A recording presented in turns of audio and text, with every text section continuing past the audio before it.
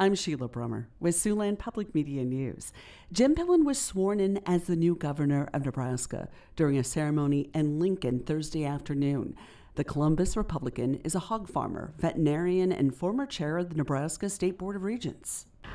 We live in a very special place where the son of a tenant farmer and seamstress can get a good education, go to college, receive a doctorate in veterinary medicine, raise a family, build a business, and be elected to lead the greatest state in America.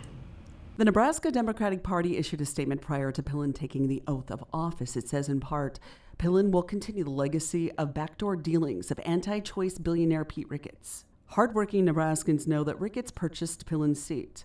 And to reciprocate, Pillen is handing Ricketts a U.S. Senate seat. Fox News reported Ricketts spent more than $1.3 million in personal money to help Pillen replace him in office. Senator Ben Sasse resigned his seat to take a new position at the University of Florida. He gave a final speech to Congress on Tuesday. Americans overwhelmingly don't want power to be at the center of our shared experience. They don't want a left-wing nanny state telling them how to live, and they certainly don't want a right-wing potentate promising to crush all of our so-called domestic enemies. Senate Majority Leader Mitch McConnell says he personally urged Ricketts to seek Sasse's seat. As Republicans wrangle with the decision of who will win the role of U.S. Speaker of the House, a University of Iowa graduate has been managing the voting and debate on the House floor.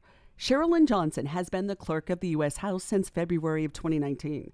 Since there's no Speaker of the House yet, Johnson, as House Clerk, is the presiding officer of the House. Johnson graduated from the University of Iowa in 1980 with a bachelor's degree in journalism and mass communications. Johnson was born in New Orleans, earned a law degree from Howard University in 1984. She was legal counsel for several committees in the U.S. House for nearly 2 decades, worked at the Smithsonian Institute for 10 years before returning to the U.S. House 4 years ago.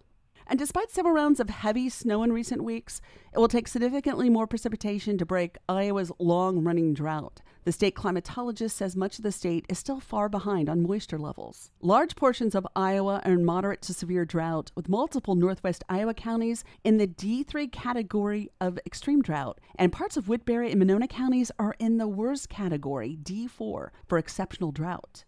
Much of Iowa, Nebraska, and South Dakota has been in significant drought for most of the last 2 years. For Siouxland Public Media News, I'm Sheila Brummer.